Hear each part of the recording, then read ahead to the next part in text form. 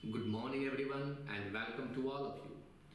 In this video, I am going to explain cloze test practice set 3 and passage 1 from Objective General English. So, passage number 1. I want to avoid violence. Avoid आप जानते हैं बचना, and violence हिंसा. इसके पहले बहुत सारे video uploaded हैं और आप अगर पहले वीडियोस को नहीं देखे हैं तो उन्हें देख लें.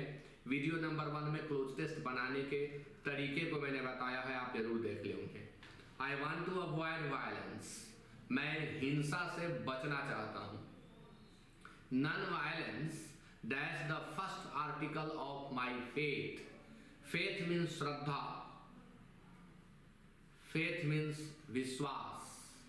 मेरे विश्वास का प्रथम आर्टिकल नॉन वायलेंस है या रहा है, यही होगा. इसके लिए हम देख लेंगे कि आगे किस टेंस का प्रयोग लेखक के द्वारा किया गया है. आगे हम देख रहे हैं इट के बाद इज है, यानी स्पष्ट है कि यह भी प्रेजेंट में ही रखना है. तो वॉज नहीं होगा, बी नहीं होगा, आंसर इज होगा.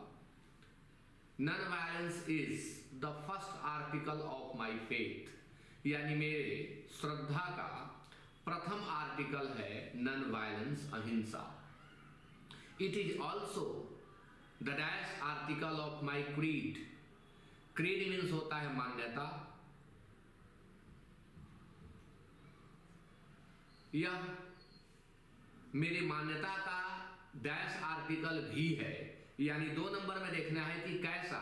एक तरफ लेखक ने फर्स्ट का प्रयोग किया और अब ये किसका प्रयोग करेंगे कि यह पहला है और डैश भी है, यानी लास्ट भी है, कॉमन भी है, यूनिक भी है और सिंपल भी है.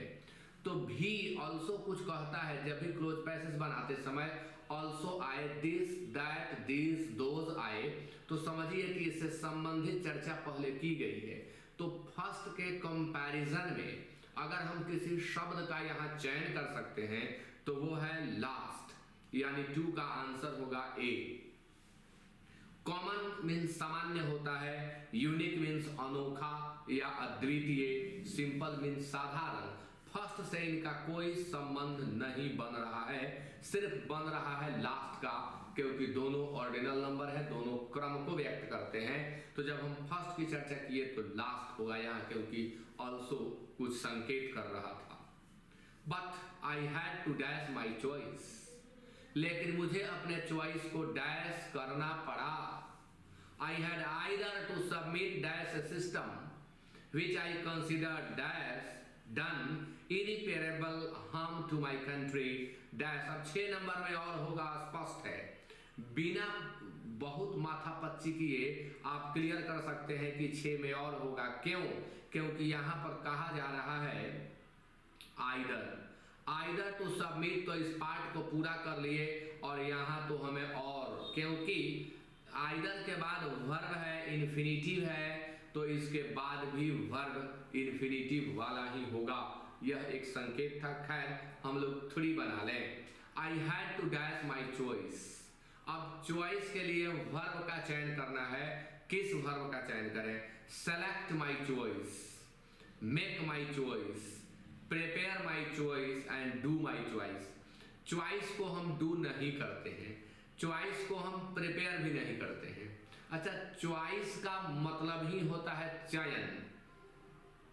चॉइस में हम विकल्प में से किसी एक को चुन लेते हैं, इसलिए सेलेक्ट भी नहीं होगा, आंसर होगा make. I had to make my choice. अब मुझे अपने एक चॉइस को बनाना पड़ा, तैयार करना पड़ा. प्रिपेयर नहीं होगा, मेक होगा. आई हैड आइदर टू क्या था? I had either to submit dash a system. अब 4 में देखना है कि सबमिट के साथ क्या करना है. सबमिट के साथ प्रेपोजिशन ओवर है, इन है, टू है, अगेंस्ट है. तो जब हम सबमिट शब्द का यूज करते हैं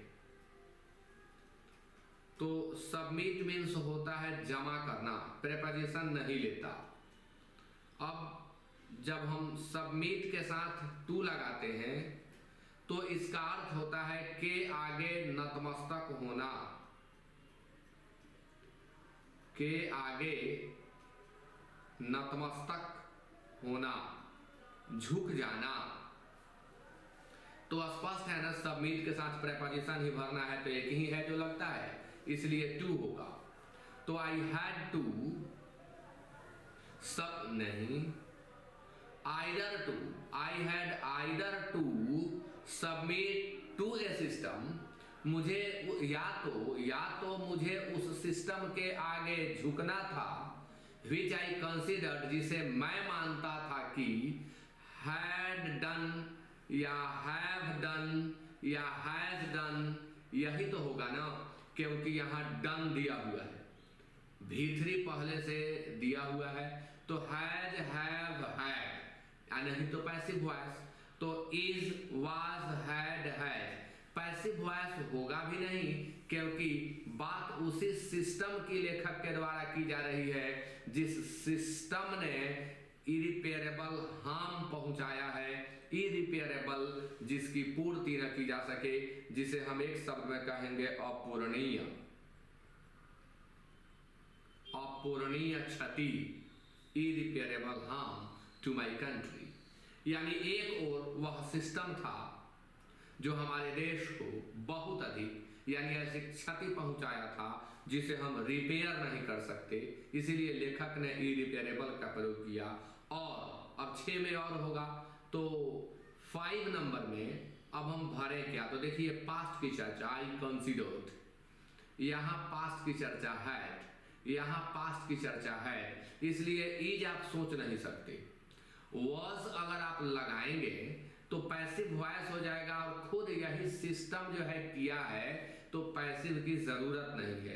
मैंने पहले ही कहा था कि V3 देखते 3 तो दिमाग में आता है, हैज, हैव और हैड, तो यहाँ हैड होगा, हैज हम सोच ही नहीं सकते। अब 6 तो स्पष्ट है, यहाँ आइदर है तो आगे और होगा, कहीं नाइदर होगा तो उसके बाद नॉर होगा, नॉट ओनली होगा तो बट ऑल्सो होगा, इसलिए 6 का आंसर होगा सी।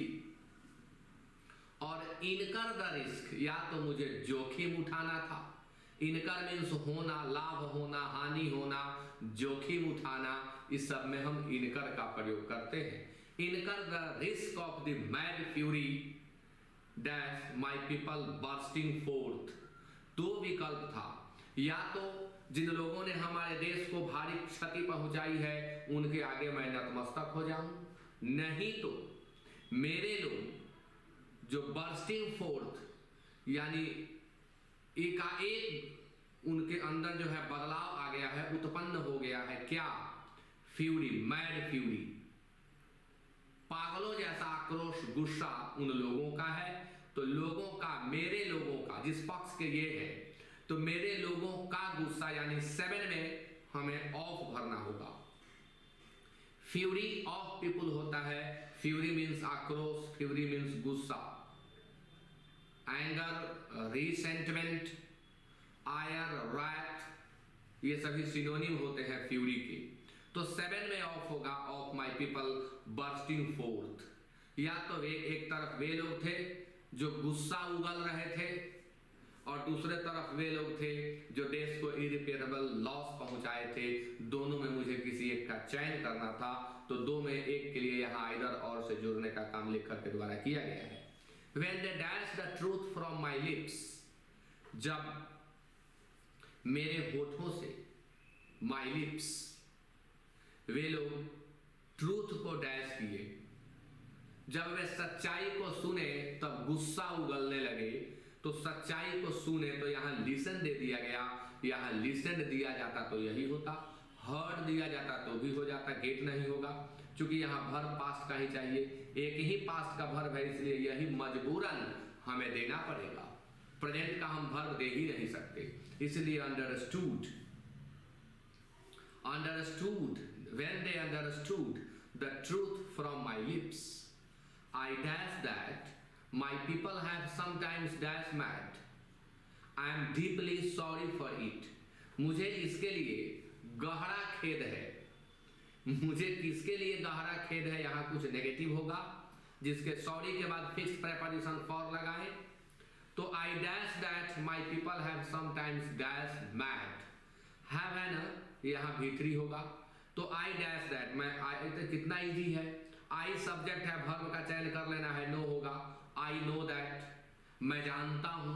अब यहाँ हैव है, ये बड़ा ही कॉम्प्लिकेटेड हो जाता है जब प्रेजेंट पास्ट सब मिला करके हौच पौच करके दिया जाता है। तो बस उस पार्ट पर ध्यान देंगे तो क्लियर कर लेंगे आप। जैसे यहाँ हैव है, यानी प्रेजेंट में चर्चा करनी है, तो मैं मानता हूं, मैं जानता हूं कि माई people have sometimes dash mad. अब मैड हो जाने के लिए, पागल हो जाने के लिए हम या तो गो मैड का प्रयोग करते हैं, या टर्न मैड का प्रयोग करते हैं, या बिकम मैड का प्रयोग करते हैं। लेखक को इसी में से किसी एक का प्रयोग करना होगा। तो देखिए यहाँ गॉन इन्होंने दिया है, बहुत ही हल्का, क्योंकि सब गो ही है। अलग अलग तरह का वर्ब रहता तो कुछ सोचना पड़ता, लेकिन यहाँ तो सब सिंपल है।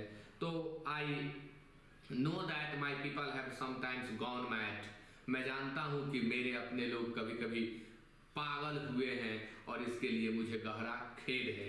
तो पैसेज 1 कंप्लीट हुआ।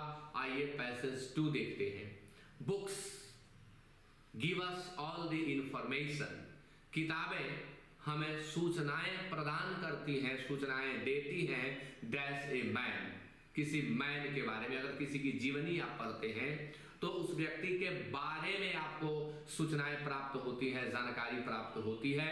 तो इंफॉर्मेशन के बाद फिक्स्ड प्रेपोजिशन अबाउट लगता है। Inform of a person about something, तो इन्फॉर्म के बाद अबाउट लगाएं, इंफॉर्मेशन के बाद भी अबाउट लगाएं। Inform of a person about something, यहाँ अबाउट होगा क्योंकि इंफॉर्मेशन है, ये तो सीधे अबाउट ही लेता है। हम इन्फॉर्म बता रहे थे आपको। 1 का आंसर सी होगा। They show dash interest, books give us all the information regarding a man या about a man. They show, they किसके लिए आया? बुक्स के लिए। दे शो डैश इंटरेस्ट, चर्चा किसकी किए हैं? मैन की। अगर हम किसी व्यक्ति के ऊपर पर्टिकुलर बुक्स को पढ़ते हैं तो उस व्यक्ति के बारे में हमें जानकारी होती है, तो उसके इंटरेस्ट की बात हम जान पाते हैं। यानी मैन के लिए हमें एडजेक्टिव का प्रयोग करना है, डिटरमाइनर का प्रयोग करना है, तो हिज होगा, his interest. They are the dash to his mind, they are the dash to his mind. They मतलब कौन? बुक्स। आप बुक्स मान मान के पढ़ेंगे आपको आसान होगा। Books are the dash to his mind, किताबें उस व्यक्ति के माइंड का डैश होती हैं, किताबें उस व्यक्ति के माइंड का डैश होती हैं। किताबें सड़क नहीं होती है जिस पर हम चल करके, और वो व्यक्ति कोई जगह नहीं है जहां हम पहुंच जाएं। एक्सेस के बाद फिक्स्ड प्रेपोजिशन टू लगता है, लेकिन यहाँ नहीं होगा। हम किसी व्यक्ति के दिमाग में एक्सेस नहीं करते, उसके मन में हम नहीं पहुंचते। अप्रोच नहीं होगा, ये भी माध्यम मार्ग को ही बताता है, पहुंच को बताता है। इंडेक्स होगा, जी हाँ। They are the index to his mind, यानी बुक्स जो है, किसी व्यक्ति के ऊपर अगर आप कोई किताब पढ़ते हैं तो उस व्यक्ति के मन के बारे में आपको सूचियां प्राप्त हो जाती है, लिस्ट मिल जाता है। आप जान पाते हैं उस व्यक्ति के इंटरेस्ट के बारे में, उसकी हॉबीज के बारे में, उसके लाइक्स के बारे में, उसके डिसलाइक्स के बारे में, उसके बिहेवियर के बारे में आप जान पाते हैं। तो ये सारी चीजें इंडेक्स हैं, इसलिए आंसर यहाँ इंडेक्स होगा। इंडेक्स मीन्स सूची, विवरणिका। ऑल द रीचेज, रीचेज ध्यान देंगे, रीच शब्द है जिसका प्रयोग आप धनी के अर्थ में करते हैं, लेकिन एक शब्द है रीचेज जिसका अर्थ होता है संपदा, संपत्ति। All the reaches of the world dash their importance in the face of books, किताबों के सामने दुनिया की सभी संपत्ति अपने महत्व को डैश कर देती है। नंबर 4, अब ये जो शब्द हैं फेड, फेड मीन्स होता है फीका पड़ना, फेड मीन्स होता है मुरझा जाना, वैनिश लुप्त हो जाना, गायब हो जाना, डिसअपियर इसका सिनोनिम होगा। लूज वर्ब है ही नहीं, इस लूज मीन्स होता है ढीला ढाला, ढीला ढाला, और इस लूज मीन्स होता है खो देना, हार जाना। तो किताबों के महत्व के आगे दुनिया की सारी संपत्ति कुछ किताबों के सामने, किताबों के समक्ष, किताबों के सामने दुनिया की सारी संपत्ति अपने महत्व को खो देती है। यानी सर्वोपरि पुस्तकों को यहाँ बताया जा रहा है, महत्व को लूज कर देती है। LOOSE आप जान ले, मैं तीनों लिख देता हूँ, प्रायः विद्यार्थी कंफ्यूज रहते हैं। LOOSE एडजेक्टिव है, LOSE वर्ब है, और LOSS एब्स्ट्रैक्ट नाउन है, आप जान लें। तो 4 का आंसर सी होगा। आगे बढ़ते हैं 5 में। A man with money, a man with money and dash books is a poor man. एक व्यक्ति जिसके पास मनी है वह पुअर है, डैश के बिना, यही लग रहा है किताबों के बिना, किताबों के बिना।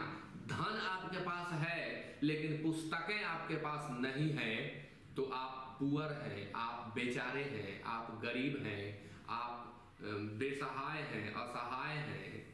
तो 5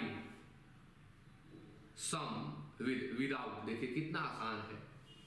a man with money, with he संकेत कर रहा है कि वहां विदाउट भर दो। A man with money and without books is a poor man. वह व्यक्ति जिसके पास मनी तो है लेकिन पुस्तकें नहीं है वह पुअर है, बेचारा है, असहाय है। Books have become so cheap that, किताबें इतनी सस्ती हो चुकी हैं कि a library can dash be made, किताबें इतनी सस्ती हो चुकी हैं कि एक लाइब्रेरी को बनाया जा सकता है। यही तो होगा, लाइब्रेरी कैन बी मेड, बनाया जा सकता है। अब बताना है कि कैसे बनाया जा सकता है, क्योंकि ये सारे एडवर्ब हैं। हार्डली नेगेटिव सेंस रखता है, फ्रीक्वेंटली, बार बार। अब लाइब्रेरी बार बार क्यों बनाई जाएगी? आसानी से लाइब्रेरी बनाई जा सकती है, आसानी से का वर्ड चाहिए, इसलिए यहां होगा easily. Money spent on good books is never dash, money जिसे हम गुड बुक्स के ऊपर खर्च करते हैं वो कभी डैश नहीं होती। मनी जिसे हम अच्छी पुस्तकों पर खर्च करते हैं वो कभी डैश नहीं होती। तो मनी को या तो हम यूटिलाइज करते हैं या उसे वेस्ट करते हैं, तो यहाँ वेस्टेड ही ना होगा। Is never wasted, passive voice, कभी बर्बाद नहीं होती है। रिकवर्ड जिसे आपने खो दिया है उसे पुनः प्राप्त कर लेना रिकवर होता है, पुनः प्राप्त करना, जिसका सिनोनिम रीस्टोर होता है, रिट्रीव होता है। इसका सिनोनिम रिट्रीव होगा और रीस्टोर होगा। अब इसी रिकवर मतलब ठीक हो जाना, तो वहां पर कन्वालेस का प्रयोग करेंगे या ओवरकम का प्रयोग करेंगे, रेक्यूपरेट का प्रयोग करेंगे। विथड्रॉन, जस्टिफाइड, यहाँ बेहतर आंसर वेस्टेड होगा। किताबों पर खर्च किया गया पैसा कभी बर्बाद नहीं होता। It is a dash to read good books, ये हल्का पैसेज है। It is a dash to read good books, thus man gains both dash and wisdom. You can dash your library with the expenditure of only a few hundred rupees. पहले की बात है, पहले का पैसे, आज किताबें महंगी हो गई है। तो 8 में भरना है हमें। It is a dash to read good books, it is a blessing, यह एक आशीर्वाद है। इट इज अ प्लेजर, यह खुशी की बात है। इट इज, अब ऑब्सेशन तो ए लगा नहीं सकते, ऑब्सेशन मीन्स सनक होता है, भूत सवार होना ऑब्सेशन है। एडिक्शन, नशा। अब ए के चलते ये 2 ऑप्शन एलिमिनेट हो गए, नहीं होगा, या तो ब्लेसिंग नहीं तो प्लेजर। तो it is a pleasure, it is a pleasure to read good books. अच्छी किताबों को पढ़ना हमारे लिए आनंद की बात होती है, खुशी की बात होती है। वरदान तो हो भी सकती है नहीं भी हो सकती है, लेकिन प्लेजर तो है। अच्छी किताबें आप पढ़ेंगे तो मजा आएगा, आनंद की प्राप्ति होगी। It is a pleasure article के अंतर्गत यह फिक्स प्रयोग भी बताया जाता है कि इट इज अ प्लेजर। 10 इस तरह से मैन गेन्स बोथ, मनुष्य को दोनों प्राप्त हो जाती है। क्या क्या चीजें? डैश एंड विजडम, मैन दोनों को प्राप्त करता है, विजडम को भी, बुद्धिमत्ता, बुद्धिमानी, और डैश। अब देखना है बुद्धिमानी से कौन इसमें मैच करेगा। स्किल मीन्स कला, स्किल मीन्स गुण, एप्टीट्यूड मीन्स कौशल, इफिशियंसी कुशलता, नॉलेज ज्ञान। तो विजडम आ गया तो नॉलेज बाकी नहीं रहा। विजडम अगर आपके अंतर्गत आ गई तो विजडम के अंतर्गत नॉलेज समा जाता है, इसलिए नॉलेज तो आप सोचिए ही मत। अब रही बात एप्टीट्यूड और एफिशिएंसी की, तो एफिशिएंसी प्रैक्टिकल चीज है।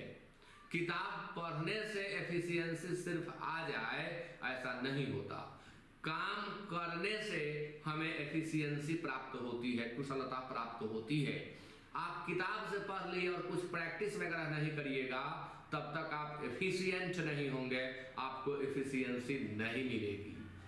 एप्टीट्यूड कौशल, एप्टीट्यूड भी प्रैक्टिकल अनुभव को दर्शाता है। तो यहाँ होगा स्किल, हमें दोनों की प्राप्ति होती है। किताब अगर हम पढ़ते हैं तो स्किल आता है हमारे अंदर और विजडम की प्राप्ति होती है। You can dash your library with expenditure, खर्च करके कुछ ही 100 रुपए अगर आप खर्च करते हैं तो आप अपनी लाइब्रेरी खुद बना सकते हैं।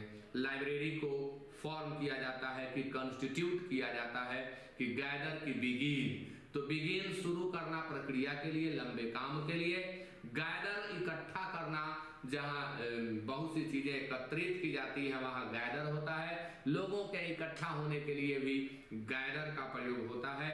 यहाँ बनाने के लिए सबसे बढ़िया वर्ड फॉर्म होगा। You can form your library with the expenditure of only a few hundred rupees. तो इसी के साथ ये पैसेज दोनों कंप्लीट हुए। So with that the class is over.